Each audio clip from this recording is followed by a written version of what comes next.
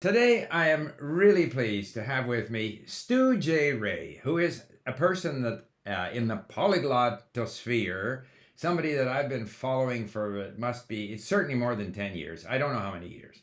And I've seen him, and he excels in languages that I don't know anything about, like Southeast Asian languages, South Asian languages. So, without further ado, Stu, can you tell us a little about what you do, where you live, and what your various activities are on the internet? So thank you, Steve. It's an honor to be here with you, and a long time coming. First of all, my name, so Stu Jay Raj. That's the Indian Oh, part of me. Raj. Okay, Raj, I'm yes. sorry. But that's cool. You can call me what you want. I Most people in this part of the world know me as my middle name, Jay. It's a lot easier in Thai, and it actually flows well in Thai.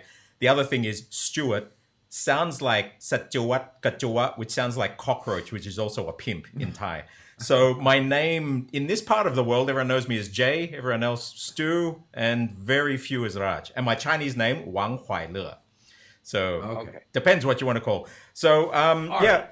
I've been here in my base is Thailand here for over 20 years now. Before that, Indonesia, originally from Australia. I grew up speaking a bunch of languages. My grandfather was a polyglot. He spoke my white grandfather on my mum's side. He spoke Chinese, Japanese, Hebrew, Russian, French, Italian, Latin, and a bunch of other languages. And so as a kid, we grew up playing with language and sound and Morse code and listening to shortwave radios. And it just grew from there. And so as I grew up, I also had a surrogate family was Indonesian. So I grew up speaking Indonesian and then Chinese. They were Chinese Indonesians. So from my grandfather, both Chinese, and then the Indonesian side, they also speak Chinese. And it grew out. Our base language at home here is Thai. And then around in my work, basically, I work with companies around the world, governments in aerospace, oil and gas, modern trade, a bunch of different industries where language is just a tool to get other things done. So it's building Right. communication channels, making deals. And for me, language is a thing that gives me an edge, especially in this region and with this looking face. You're able to speak with Western clients as one of them, but then also speak with people on the ground and get them to open up as one of them. And so that's where I'm from. I guess the languages that I use the most are Thai, Indonesian, Mandarin, actually surprisingly Danish, Hmm. Spanish, and then other languages from around the region. Yeah, I thought Danish was an Asian language, actually. Yeah, actually it is. You'd be surprised how many Just Scandinavians to are here. listen to it. No, just to listen to it, you Yeah, vi know. taler med stød. Uh, Sådan, ja. uh, what? So, and you do you have like a YouTube channel or a blog or anything of that nature? Yes, so actually, if you go to anything Stu Jay, so Right. Mindcraft, so my blog, if you do a YouTube search on Stuart Jay, so Stu Jay, you find me.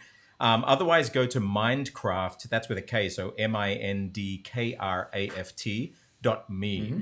And I've been migrating everything into that because this is the latest project that I've done from this year, which will hopefully keep growing out, which is consolidating everything from language, from tech, and just the brain and learning. And we have a huge community there. So Minecraft.me is like the portal into that. Jcademy is my learning platform, jcademy.com.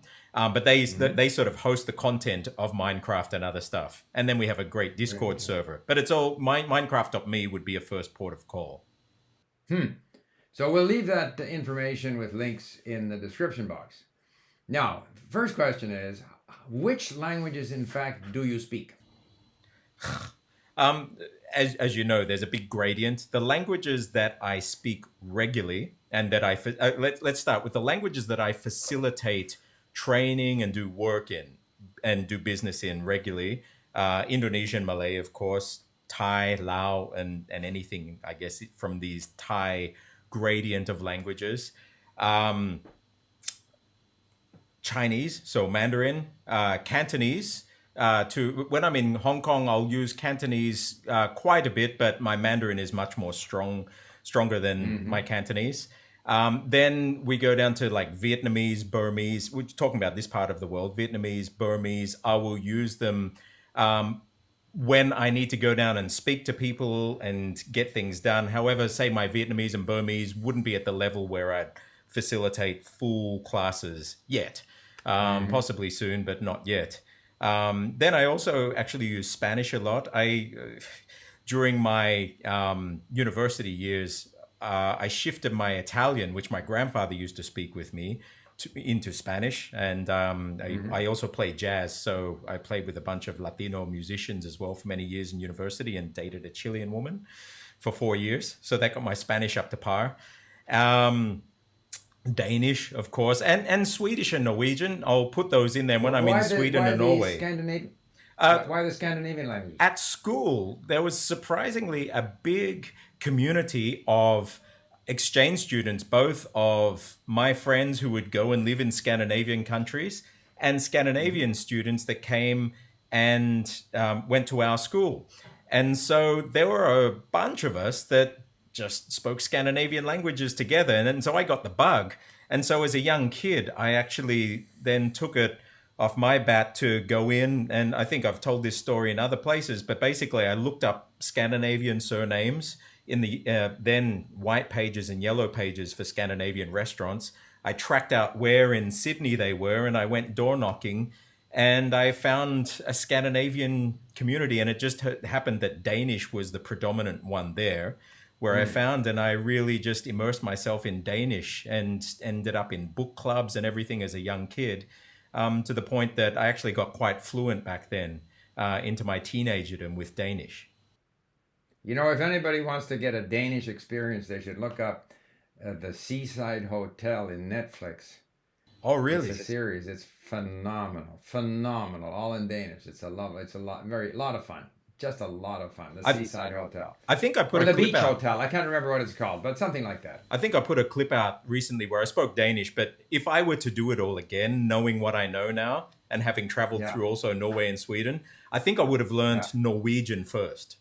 Because Danish has had a long-lasting impression on my throat, which is really hard to kick when you're speaking Swedish and Norwegian. Okay, interesting. So, if one question comes to mind, like people have stereotypes.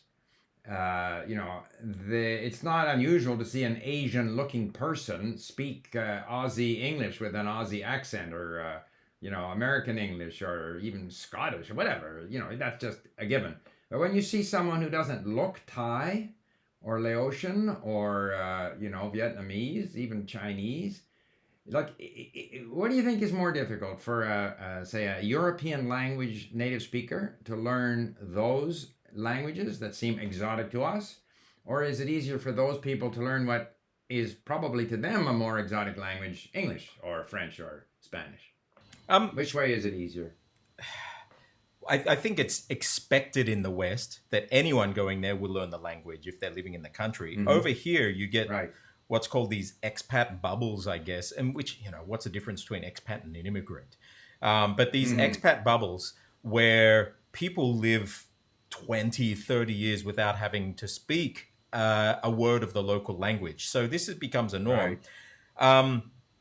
What I have found, however, and since day one, because I knew a lot of languages that feed into Thai, as well as like old Chinese, middle Chinese, and then from my dad's side, so Hindi and Sanskrit and other Indic languages, Thai was actually quite easy to get up to speed. I could write it in an afternoon from my understanding of Devanagari and Sanskrit. And so within months, I was up speaking Thai. And the thing that I find is, it's not difficult, but you just have to get beyond that. But it's understanding the system. And it is that system that's based on, and even Chinese is based on it. I don't know if you've ever looked at the Qieyun system in Chinese, but this is also based on the map of the human mouth, which is the Devanagari or Sanskrit Brahmic map. And so everything from tones, your ping, shang, qu, ru tones in Mandarin, are paralleled one-to-one in these boxes that you have Thai tones and Vietnamese, and anything is actually based on this map, which is traced back to Sanskrit. Believe it or not, even the Korean writing is based on this same format from Sanskrit. So having that, it's not a hard jump. But if you're going into Thai, say as your first Asian language and not having that background, it is like, what the heck is this? Because most native speakers of Thai don't actually understand the system because they're native speakers. Nobody ever taught them. Right. And even in the schools. And so the way they learn is by rote and just by memorizing rules that seemingly don't make sense. So that is a huge challenge. But actually, Thai is not a difficult language to learn and to develop prosody in. And this is the key, I think, is developing this prosody. And prosody always trumps what you look like on the outside. If I go into a 7-Eleven and I can speak in a way that feels natural, they'll instantly just speak to me normally. And there are some tricks that you can throw some cues in that will, for example, if you go in, ไม่ต้องใส่ถุงนะน้อง you don't need to put that in a plastic bag. And the way that I say that is a colloquial way that anyone else would say it. And they mightn't even be looking at your face. And then the whole interaction will just be in Thai and go without any surprise at all. Well, there is a tendency for them to speak to you in English as soon as they look at you? Yeah, so this gets back to your question. The big challenge is, and most people say, oh, they just won't speak Thai to me. Or they just won't speak Chinese to me. Maybe you've had that where people will just speak English to you. And so that is one of the biggest challenges. I found that to be a function of how well you speak the language. I never get that in Chinese. I never get it in Japanese. I shouldn't say never, but very rarely. Yep, I agree. You know, if the person assumes that you speak their language better than they speak your language, they'll happily, most people are happy to use the language that makes the most sense. Let me ask you a question. What advice now, so a lot of those languages are tonal. Yep. So someone who wants to learn a tonal language, whether it be Mandarin or Cantonese or, you know, Thai or whatever, Burmese is tonal as well, isn't it? Yeah. So, and presumably they're not going to learn the Sanskrit rules or whatever it was. What sort of general bits of advice do you have for people? Okay, so presumably you just said they're not going to learn the Sanskrit rules. That's why I've set Mindkraft up. Actually, you're insane not to learn the Sanskrit rules. Okay. Because, and this is the other thing, tones. In English, we think of tones, the word tone has a connotation with pitch. Tones are not pitch. And I will say that again. Tones are not pitch. Tones are throat positions. And the pitch is a byproduct of the throat. So you get these people learning tonal languages and they'll even get these graphs and try and plot the frequencies of their actual pitch to match native speakers, and they still get the tone wrong. They still get the confused looks on the face. And it's especially apparent in Vietnamese because tones are a whole bunch of different things that are going on in the throat, which are actually traced back to that Sanskrit map. It's not a difficult map. You've got aspirates. But was Sanskrit a tonal language? No, it wasn't. Well, you actually had pitches, so similar to pitch accent. However, this is the whole thing because tones are not pitches. In English, we use this stupid word tone, which forces everybody to focus on something to do with pitch, and it's not. You focus on the throat. And so if I say, like, I've got normal voice, ma. You see the voice is just ma, and it glides off. And then I've got stiff voice, ma. My voice cuts it. And then I've got creaky voice, ma, where it ratchets down at the end. They are the only three tones originally in any tonal language, whether it's Burmese, whether it's Chinese, whether it's Vietnamese, whether it's Thai, TAI languages. And then you've got registers. So you've got breathy voice, so aspirates, so ka.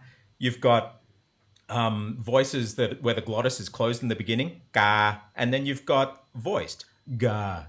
And so between these three, and then those different what I just mentioned then about the stiff voice, normal voice, and the creaky voice, that makes a matrix of 9. And then you have whether it's dead at the end, so ma versus ma, that TKP at the end will kill it. And so you've got short and long vowels then with those. And so you have a 3x5 grid. And this 3x5 grid maps to every single tonal language in the region. Vietnamese, Chinese, Cantonese, Hokkien, Thai, every Thai dialect. These are called Gedney boxes. Google Gedney boxes, Gedney. And so these Gedney boxes are based on what's going on in the mouth, and the pitch then is just a byproduct.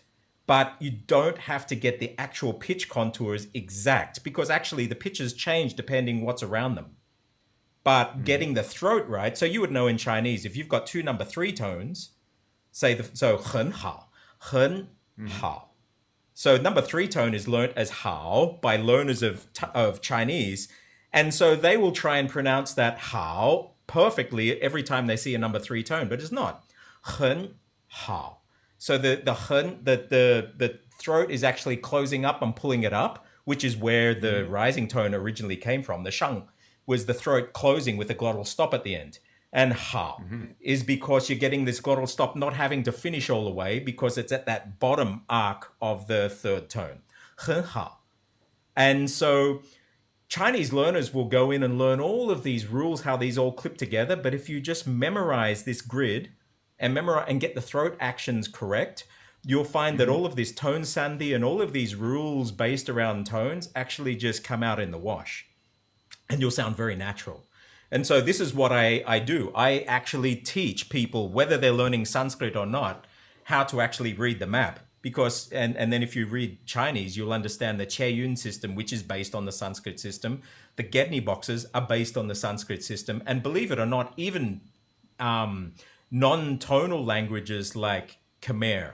But Khmer changes the vowels based on these same categories. And so if you looked at it then, well, it's only the pitch that's not being affected, but the vowel, just like it is in Vietnamese or Thai, affects the overall consonant with the initial consonant. So I would say don't focus too much on pitch. Focus on the mechanics of what's going on in your throat. Get that right, and then the tones will start to come out in the wash. Just get yourself exposed to a lot of the natural language. Well, this is all new to me. I'll have to look it up. I know nothing about it. I tend to just listen and wing it. Well, you know what else is cool? Like in my Mindkraft class this past week, we're also looking at Russian and Scandinavian languages and the Međuslaviansky. I'm just learning Russian now, but the Interslavic. But you will find that for Russians listening to Sanskrit, Russian is almost just like listening to a dialect of Sanskrit. I can share some resources with you. And the spelling rules of Russian, so you've got your myaky znak and your tvrdy znak, so the hard marker and the soft marker, they map exactly to where these tones are and the first 2 rows of the Sanskrit graph. So you don't have to remember individual letters. All you have to remember is any sound that comes from the back of the throat or the palate in this Sanskrit map, you would never use a soft consonant with it. They will always come out as their natural thing. And they map directly to this Sanskrit grid. So learning this 5x5 grid, which is a map of the mouth, ka ka ga ka nga, back of the throat, cha cha cha cha nya, palate, da ta da da na, top of the mouth, da ta da da na, teeth, ba pa ba pa ma, lips. Going from back to front, and then you've got unvoiced, aspirated, voiced, aspirated, nasal. That's a 5x5 grid, and it works across all tonal languages and, believe it or not, even the spelling rules of Russian and other Slavic languages. Wow. Very interesting. Very interesting. And so, I was in Vietnam briefly. I tried to learn a bit before I went, but didn't get me very far. Had no success with Burmese, but I wasn't there very long either. I guess of tonal languages, I just speak Mandarin and Cantonese. And I found with the Mandarin, what helped me the most was listening to Xiangsheng, because the Xiangsheng performers exaggerate. And the whole thing about tones to me was getting into the sort of, you talked about prosody or into the rhythm of a phrase or a sentence. And if you can somehow pick up on that, then your tones will fall into place. I don't know any of the rules, but I did certainly, Mandarin was the first tonal language I learned, so I tried to remember which word was which tone, which character was which tone. But when I went into Cantonese, I didn't bother with that at all. I just listened to it. Someone said that there's 9 tones in the theory. They can't, like all Asian, no, I shouldn't say all, but a lot of people, speakers of Asian languages like to, and not just Asian languages, people like to pretend that their own language is the most difficult language in the world. So, and Poles say their language is the most difficult. Like everybody believes their language is the most difficult. And the Cantonese, 9 tones is so much more difficult than Mandarin. And then I read a book that said, actually, with 6 tones, you'll do just fine. And that is what persuaded me to learn Cantonese, because 9 tones looked like too much work, but 6 tones is only 2 more than 4. Okay, so this is other advice that you said, learning tonal languages. Yep. Stop counting tones. Just Yeah, stop counting tones. There are the same amount of tones in every tonal language. There's not the same amount of and pitches. non-tonal language. Yeah, no, but I'm talking about tones. So but the pitches might coincide. So in Cantonese, whereas in Mandarin, you've got ma ma ma ma. This ma number 1 tone is actually ping sheng. So it's your ping, and ma is also a ping sheng. But you had yin and yang. That yin and yang was what I just mentioned: voiced and unvoiced. So what Cantonese is closer to the old Chinese, where it just splits. So you've got 2 registers. Originally, you had a high register and a low register. So you've got ma, ma, ma. And then you've got ma, ma, ma. So you've just got a high register and a low register, and then mak, mak, mak. And those other 3 ones, so 6 to 9, is basically, they are different tones if you're counting actual tone categories, but what it means is that they're dead. So, or they're stopped at the end. So mak and ma would be counted as 2 different tones, traditionally, if you're counting actual tones. If I say something in Cantonese, and my wife is a native speaker of Cantonese. Yep. If I say something in context, it comes out not too bad. Yeah. If I say 2 words, I get them all wrong. And she laughs at me. So as long as I can get them, they say Shanghai, whatever, then okay, that's okay. But if I had to hit, hey, I don't know. I have a clue. But if I get it in a sentence, it all hangs together. And even if it's off a little bit, it's part of that larger whole. Yeah. And so the tones come off okay. So people think, oh, gee, which isn't true. And I can be better sometimes than other times. But if you try to isolate them, I'll get it wrong. The thing is, too, and it's all what you're using the language for. There are the languages, say, like Chinese, too. If you go to China, it's just expected now that people speak Chinese. Even if you've got a foreign face, it's just expected. There are other countries where it's not expected. And there are other countries where there's very little leniency done for non-standard version of their language. Okay, right. So Vietnamese is an example of that. Thai is an example of that. So even Thais, even if they speak their dialect from up northeast or the north or south or wherever, when they come to Bangkok, they will force themselves to speak Central Thai. And if they don't, there's almost shame to it. And so I guess it's this nationalistic thing too, but everybody must speak this standard Thai. And so that rule is then also applied to foreigners. So if it's just a little bit off in Thailand, Thais will not understand. Scared me off learning Thai now. Scared me off learning Thai now. But listen, you know what? I'm going to stop it there. I think it's been fascinating because I know so little about those languages, and I certainly haven't gone at it in the sort of systematic way that you have. And I think many of my viewers will be very interested in following up, whether it be Mindkraft or the other links that we will leave in the description box. And I'm sure we could go on talking for a long time on this. It is quite interesting. I am going to look into it because it's quite fascinating. And it's a big part of the world. And we're talking, China, of course, 1.5 billion people, but Southeast Asia, Indonesia, South Asia, we're talking about half the world. Yeah. So well worth all of us learning more about. So thank you very much. It's been very interesting. Thank you, I am going Steve. to follow up. Okay. Okay. Bye-bye. All right. Thank you.